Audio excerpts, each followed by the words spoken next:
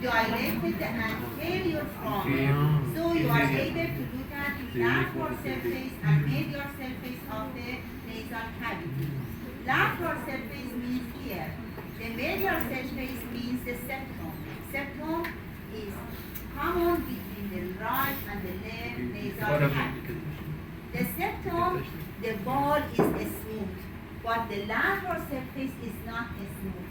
Because in the lateral surface, I am able to show you some bone. These bones are going to cover by some epithelium. So the lateral surface is not smooth, it is ruined. We call the concha,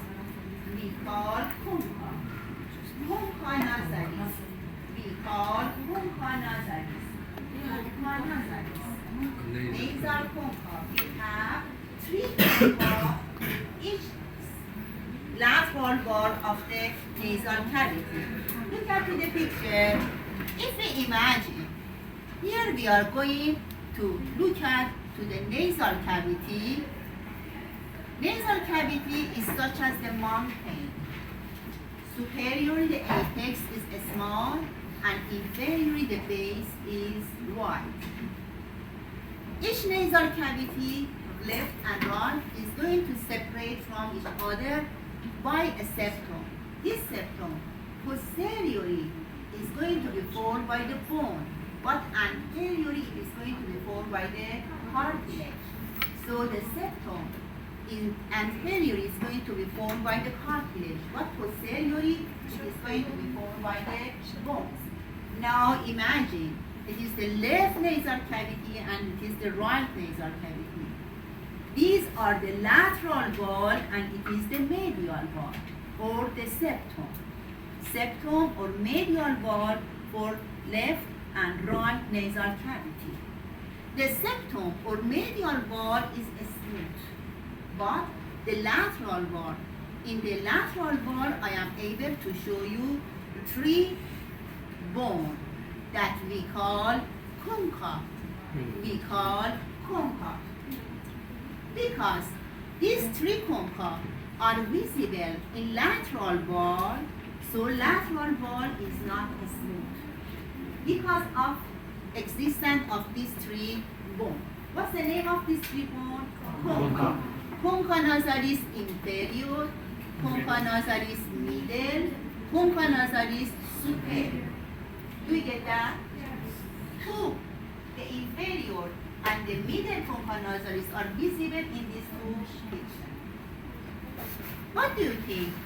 What's the function, what's the action of the epithelium that are going to cover these concha nasalis? What happened with this bone? No. You know. The contraction between the air and the epithelium with these bones are going to increase because the epithelium should cover the inferior and superior. Should cover the inferior and superior. So increase the area that it is going to increase the area connection between the epithelium and the air. Do you get? Yes. Air. Now, look at to the picture. What's the name of this? Concha nasalis inferior. This space between the concha nasalis inferior and the lateral wall of the nasal cavity, this space we call meatus. We call meatus. Because this is the inferior concha, it is inferior meatus. Inferior meatus. What's the name of this area? Middle meatus. What's the name of this area? Superior meatus. When you are going to cry, after some time, the water is coming out from your nose. What happened? Because some part, a small amount of these tears is going to the medial side of your eyes and through the lacrimal side and through a canal that we called the nasolacrimal duct is coming here to the inferior meatus. So in inferior meatus, I am able to show you a foramen. This foramen belongs to the nasolacrimal duct. Nasolacrimal duct is a duct between the inferior meatus and the medial side of the orbit here. Here is the lacrimal side. The tears is going to connect to accumulate in this side, and after that, through this channel, it is coming out to the outside through the inferior meatus. So in inferior meatus, you are going to find a foramen. This foramen belongs to which duct? Nasolacrimal duct. Okay?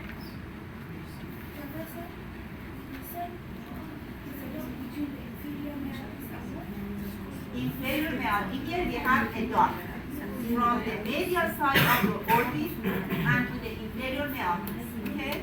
This duct, through this duct, the tears, the water is passing. So when you are going to cry, a small amount of this water is coming out here, and the small amount is going inside of this duct and go to the nose and coming out from here.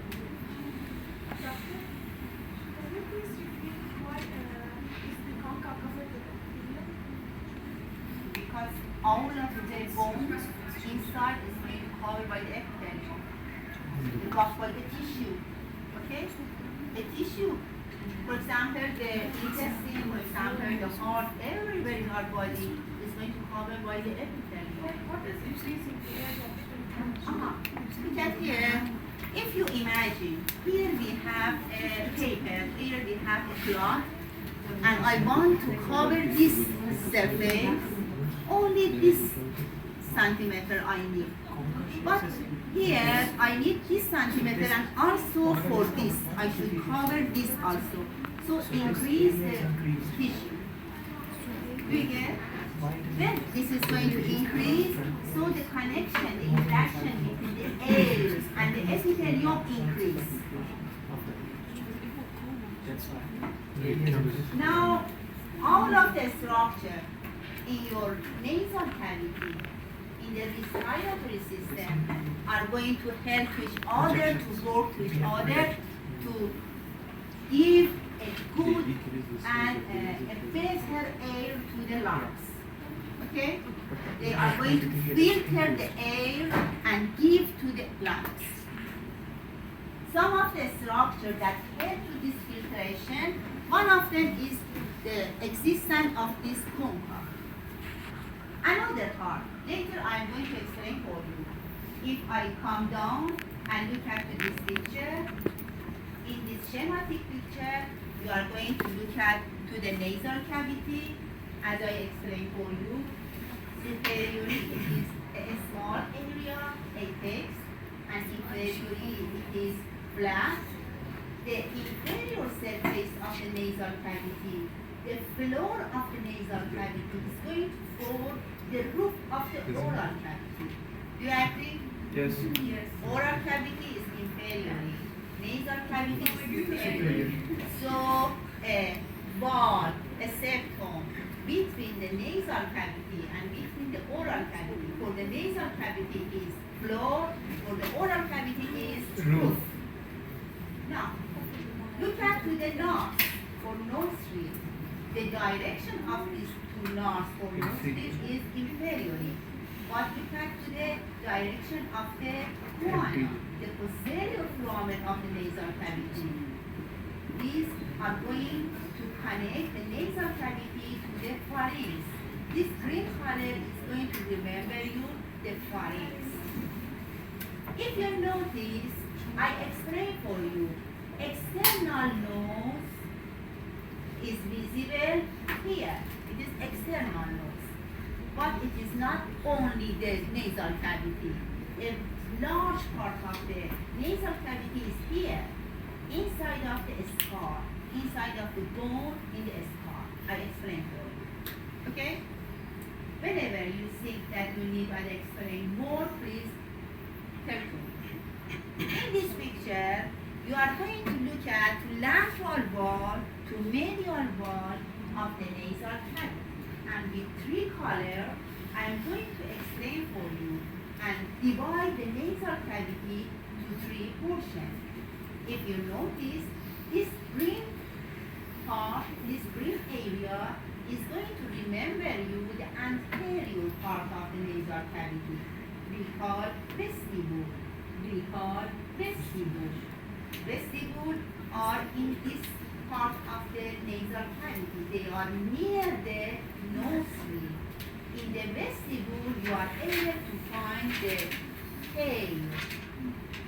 Small tail you are going to find in the vestibule. What's the function of this tail? They are going to filter. They are going to help to filtration the air. So in the vestibule, exactly near the nursery, you can find the tail, the cilia. Now in the blue color part, if you notice, this part we call the respiratory region. We call the respiratory region. In respiratory region, if you notice, it is a wide area. In this wide area, laterally and medially, in the lateral surface, you are going to find some of the concha. Some of the concha, such as the inferior concha, middle concha, and near the apex of the nasal cavity.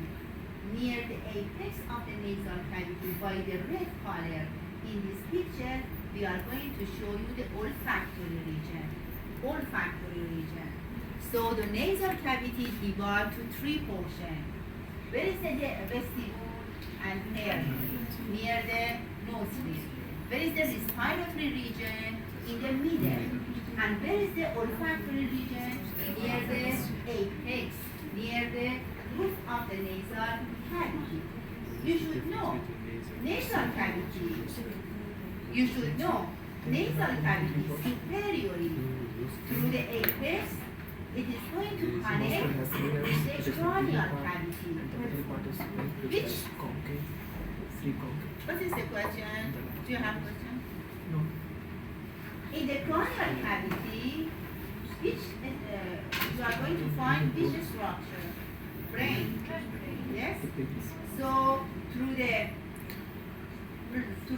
roof of the nasal cavity, that in the roof of the nasal cavity, if you notice it is cribriform, you are able to find so many foramen. And here we call the olfactory region. From the olfactory region here, the nasal cavity is going to connect to the cranial cavity, and we know the brain is inside of the cranial cavity. It is possible that the infection go from the nasal cavity to the cranial cavity and make problem for the covering sheet of the brain, such as the meninge, what we call meningitis. So the infection can go from the nasal cavity to the cranial cavity, because through the roof of the nasal cavity, if we notice, here is cribriform, we are able to find so many foramen, and this foramen here we have the olfactory region. In olfactory region, we are able to find some of the receptor of the olfactory nerve. We have 12 pairs of the cranial nerve. The first one we call olfactory. The second one we call optic. About the olfactory, the axon of the olfactory nerve, here is the epithelium, it is the olfactory epithelium. Here if you go to somewhere that the air is polluted and it is not good and you have some poison air, so you are going to do the sneezing. The sneezing is a mechanism that helps you to go far from this poison area. We get that? No. All of these items, the hair in the vestibule, the hair in the vestibule, the olfactory region. In olfactory region, you can find the epithelium of the olfactory. This epithelium consists consists of some receptors. These receptors are going to help to you. If you go somewhere and the air is poison, it's not a healthy air, so you are going to do the sneezing. For example, when you are going to inspire a way with some article, the sneezing is coming to help to you. Here is the olfactory region. Now, in this picture, in sagittal view of the nasal cavity, you are going to look at blue color. This blue color is going to remember you in the medial surface and in the lateral surface of the nasal cavity. This blue color is going to remember you. This area belongs to the olfactory region. And you know the olfactory region is going to depend to the roof of the nasal cavity. Do you have any question here? How can I find this is the medial wall and this is the lateral wall? Because that one is not smooth. Yes, medial wall of the nasal cavity is smooth. It is not smooth. But in the lateral wall, because of the fossa, here is not as smooth. Okay? And what's the name of this area? Inferior meatus, medial meatus, superior meatus. Now look at this picture. Inferior meatus, middle meatus, superior meatus. What's the name of this region? Olfactory. We call sphenopalatine recess. We call sphenopalatine recess. This area we call this area we call sphenopalatine sphenoethmoidal recess. Sphenoethmoidal recess. Later in the slide I'm going to show to you. Now look at here. This section is this kind of the section. Sagittal, coronal. It is a coronal section. You are going to look at the coronal section of the face from the nasal cavity. If you notice in this picture, the brain are here. Here is the orbit, and here is the nasal cavity. The oral cavity. The floor of the nasal cavity is covered by the roof of the oral cavity. Here is the medial wall of the nasal cavity, and here is the lateral wall of the nasal cavity. As you know, around the nasal cavity, inside of the bone, we are able to show you some fossa that we call sinus. Have you ever heard sinus? Yes. Maxillary sinus, frontal sinus, ethmoidal sinus, sphenoidal sinus. I'm going to repeat once. In this picture, if you notice, you are able to look at some of the sinus, such as the frontal sinus, such as the maxillary sinus. This sinus, all of these sinus, are going to connect to nasal cavity. The duct of these sinus are going to open to the nasal cavity. So I am going to explain and introduce to you some of the fossa inside of the bone around the nasal cavity. The largest sinus, we call sinus to this fossa. The largest sinus we call the maxillary sinus. The maxillary sinus is visible here. Maxillary sinus in each side. They are going to be found inside of the maxillary bone. The duct of the maxillary sinus are going to open to the nasal cavity. In which place? In which meatus? I am able to show you the opening of the maxillary sinus in middle meatus. In middle meatus, I am going to show you the opening of the duct that belongs to the maxillary sinus. So the maxillary sinus is going to open to nasal cavity in which area? Middle meatus. The nasolacrimal duct is going to open to nasal cavity through which meatus? Inferior meatus. Sorry? The nasolacrimal duct is going to open to the nasal cavity to which meatus? Inferior meatus. So inferior meatus. Middle, here you are going to find the duct of the maxillary sinus. The duct of the maxillary sinus is going to open to middle meatus. I am going to explain and repeat again in the next slide. Don't worry, please be patient. If you don't get that, I'm going to repeat.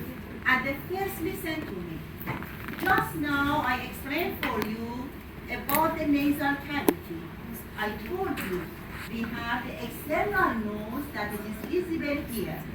Anterior to the face, this part we call the nasal cavity. The nasal cavity, external nasal cavity. The external nasal cavity anteriorly is going to open to the outside. What's the name of this opening that face inferiorly? Large or nose? This nasal cavity, the broader part, the large part is posteriorly, inside of the skull. Posteriorly, the nasal cavity is going to open to the pharynx. Through which opening? Choana. Choana. The choana, the size, the shape is fixed and never change. Why? Because they are going to be formed by the bone. But anterior from the nostril, we can change the shape and the size. Because some of the muscle and the connective tissue are going to participate to form the anterior foramen. About the nasal cavity, I told you that a septum is going to divide the nasal cavity to right and left nasal cavity.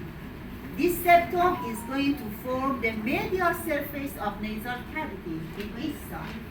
The septum is smooth, but the lateral wall is not smooth because here we have some bones, such as the inferior concha, middle concha, superior. Between the concha and the lateral wall, we have a space. This area, this space we call meatus. We have inferior meatus, middle meatus, superior meatus, and to this area, superior to superior concha nasalis, we have a space that we call sphenoethmoidal recess. Sphenoethmoidal recess.